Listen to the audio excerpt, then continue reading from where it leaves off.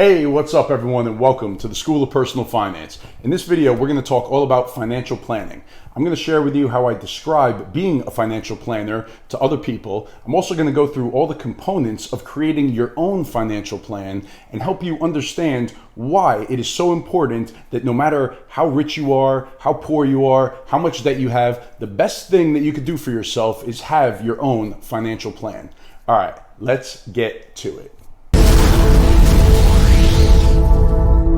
I am a financial planner. I create financial plans for people and then I help guide them along their journey. You could hire me today if you want me to be your financial planner. The biggest part of being a financial planner is just helping people feel okay. I can't tell you how many times in my life I've met with people and they just don't feel okay. They feel like they've been doing things on their own and they've been doing a terrible job and that they're way behind and they're in a terrible situation. When you take a step back and you look at it from an impartial point of view, you end up being okay. It's not the end of the world. So a lot of times people just need to hear that and they need you to show them that and walk them through. They just need to put a plan together to get organized and then to go forward. All right, so let's talk about what a financial plan is. Now, I don't love the term financial plan. I think it's an intimidating term. It's really just like a life plan. It's where you want to go with your life, but a lot of it has to do with money. It's your roadmap. You have your starting point, which is your current situation. Then you have your ending point, which are your goals. And you have the little squiggly line that gets you from point A to point B. And it's what you're doing to get yourself there. So in a lot of circumstances, when I am doing a financial plan for somebody, there are changes. We have to change direction on that path a little bit so that you could get to point B a lot quicker than you would have otherwise. But it's a living, breathing document. It's always changing. So year in and year out, your financial plan is going to change depending on your circumstances. But there's no reason to be intimidated by having a financial plan or to feel bad if you're in a crappy situation starting out. Everybody's different. So the point of it is just to have one, to understand where you currently are, to have a clear vision of where you want to go, even if it changes 50 times by the time you get there, and then having a plan to get you there. But nobody goes in a straight line. It's just not the way that it works. And it's nothing that you should feel guilty about or stressed about. It's just the process of doing that is going to help you. So the first part, and it's probably the most important part, because this is where all future decisions are really based off of. So when I do a financial plan with somebody, the first thing that I do is I need to understand their current situation. And the way that we do that is through another stuffy term called your financial statements. And all that really means is like a net worth statement and a cash flow statement. And I've done videos on these in the past where you could follow step by step to complete yours. But all a net worth statement is, it's all of the stuff you own, all of your assets, your house, your car, your retirement accounts, money that you have in the bank, and then it's all your liabilities, everything that you owe to anybody. So it's not the monthly payments, it's the amount of money that you owe to people. So maybe you owe the bank for your mortgage, or you have a car loan, or student loans, or credit card debt. Whatever money you owe to people, those are your liabilities. So you take everything you own, all of your assets, you subtract out all the liabilities, and that is your net worth. And then the second statement is your cash flow statement. So for this is just your income, and then it's all your monthly expenses. And then hopefully at the end of the month, there is money left over where you have positive cash flow. But these statements, they do need to be filled out correctly. And then once they are, I could take a look at those statements and I could tell so much about somebody just by looking at those two things. I could tell what mistakes you've made in your past, I could tell what's stressing you out currently, and I could also predict where you're going in the future. And now these statements, it's not something to be embarrassed about if you have credit card debt or if you have a negative net worth, which many people do, especially right out of college. It's nothing to be ashamed of. It gives us a starting point so that we could then start making decisions on what the best thing is for you to do going forward. But having accurate, up-to-date information, it's very important. And this is your financial snapshot. This is your current situation all down really on 2 sheets of paper, and it gives so much information that you can then move forward with. And I highly recommend you go back and check out the videos that I did on creating your cash flow statement and creating your net worth statement. And that's the first thing that you should do. And then the second thing that I'll do with people is we'll have a discussion around goals, around what's important to you, around what keeps you up at night, what's stressing you out. And a lot of this information can be found in step 1 in those cash flow statements and net worth statements. So if you have a ton of credit card debt, obviously that's going to be a burden, and a very high prioritized goal is going to be to get you out of that debt.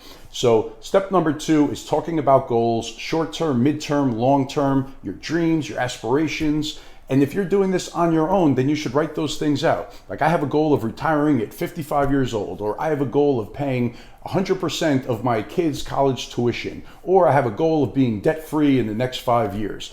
Whatever it is, be very specific and write out your goals. And then the question becomes, is what you're currently doing, does it align to those goals? Or are you wasting money on things that really aren't that important to you, where you could maybe redirect that towards the things that you just wrote down are very important to you? And then the third part of your plan would be a debt repayment plan. So now, if you don't have any bad debt, if your only debt is your mortgage, then you could skip this step. But if you have credit card debt, student loan debt, if you have a pile of debt that you need to get out of, then the third step should be putting a plan together for that. And I've done videos on that too. I just recently uploaded a video about how debt sucks and how to get out of it. You should go watch that video. It shows you how to do the debt snowball. That should be part of your financial plan. Implement the debt snowball and get out of debt. Remove the burden of that. And then the fourth component of a financial plan would be the investment management. So now this could be all different types of investment accounts, and it depends on you. So you could create another stuffy term, which is called an investment policy statement. And all that is where you write down what you're comfortable doing as far as investing goes. You could say, my investment portfolio is going to consist of index funds, low-cost index funds in the stock market. I'm comfortable investing in that. I'm going to be investing for the long term. I'm not going to touch this money. I'm going to try to contribute $500 a month into my retirement accounts. I'm also going to have a Roth IRA where I'm investing in index funds. Maybe I'd like to diversify a little bit and own some gold coins or some silver coins or some cryptocurrency, whatever it may be, that is part of what you feel comfortable as your investment policy. Then when things start going crazy, when we have downturns in the market, you could always go back and review the investment policy statement that you did when you had a cool head, that you're going to continue to invest in downturns in the market.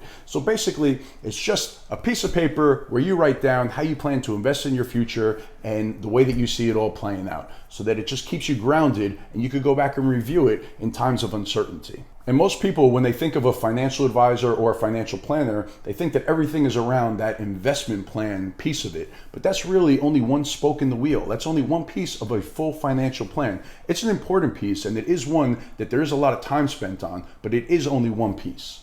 And then the fifth component would be risk management or insurance. And now all insurance is, it's a transfer of risk. So when there is a risk that is too big for you to be able to handle, if it were to happen, then you're able to transfer that risk to an insurance company. So these are things like life insurance, health insurance, homeowners insurance, car insurance, umbrella insurance, right? That's liability insurance. So if something terrible were to happen, if your house were to burn down and your house is worth 300 grand, you probably don't have 300 grand sitting in the bank where you would be able to make yourself whole as if it never happened. So you need to buy homeowners insurance. The same thing, life insurance, health insurance. So this all becomes part of your financial plan, and you want to make sure that you have all the right stuff. And now the sixth part would be tax planning. I did a video a few months back about how to save money on taxes. You should definitely check that one out as well. But tax planning is a big part of it. You might have opportunities in your life where if your income drops, it gives you an opportunity to do a Roth conversion. There are strategies around saving money in taxes that will help you overall reach your financial goals.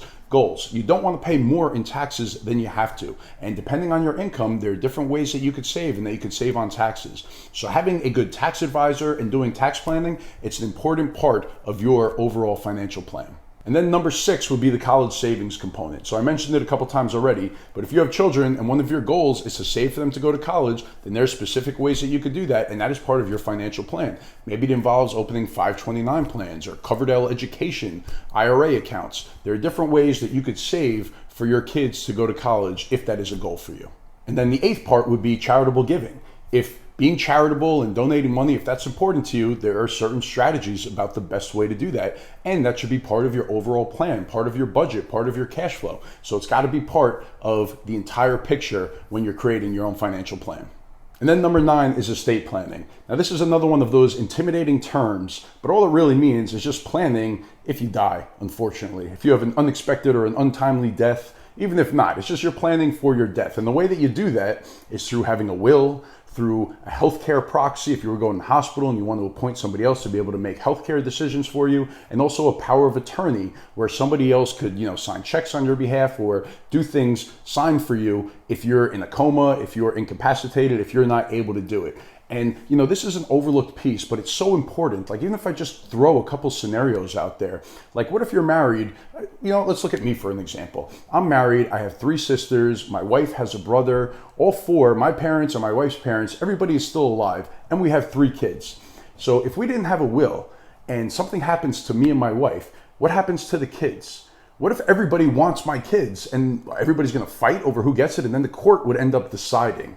So that would be pretty crappy. If you have a will, you could dictate exactly how it would play out. But even if we take that a step further, we have millions of dollars of life insurance on us if we were to pass away. So now if that happens and I don't have a will, if I haven't named somebody to, be the custodian for my children, then who manages that money? Who gets to decide who it's spent on and how it all plays out? So you need these documents in place if something terrible were to happen, or even the power of attorney. If I ended up in the hospital and I needed my wife to be able to sign my business checks or be able to make decisions for me, I want that in writing so that there's no questions asked and that she could act on things. So these things are very important when it comes down to it, and you just want to make sure that you have that buttoned up so that it's not, hanging over your head if something were to happen.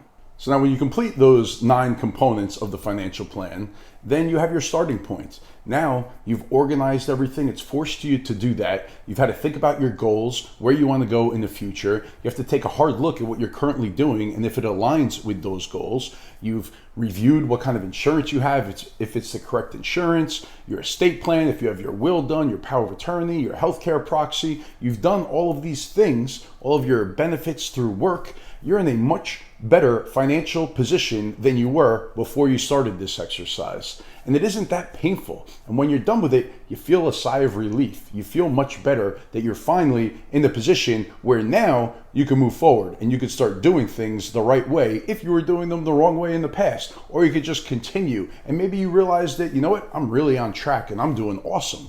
But being in the dark, that's the worst place to be. So just by going through this process, it's really going to help you move forward.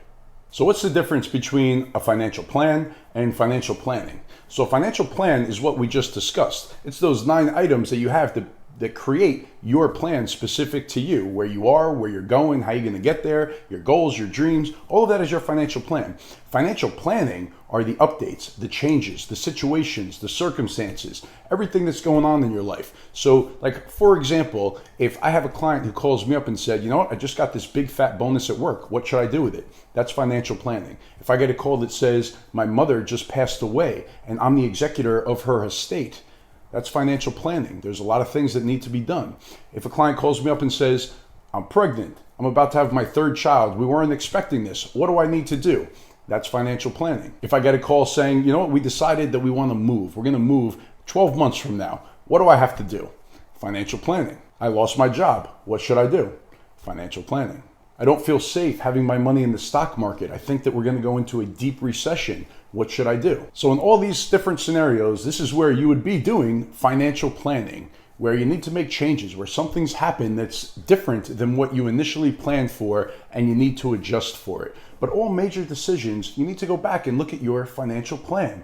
What did I plan for? What are my goals? And do I need to change anything? And how should I plan around this new piece that's been introduced into my life? And obviously I'm biased, but I think it's so important to have somebody that you trust that you could go to when all of these decisions come up in your life and they're important to you. So I hope that you found this helpful. If you'd like me to be that person for you, go check out schoolofpersonalfinance.com, see how you could work with me. I appreciate you watching this video. I will see you again next week. Thanks a lot.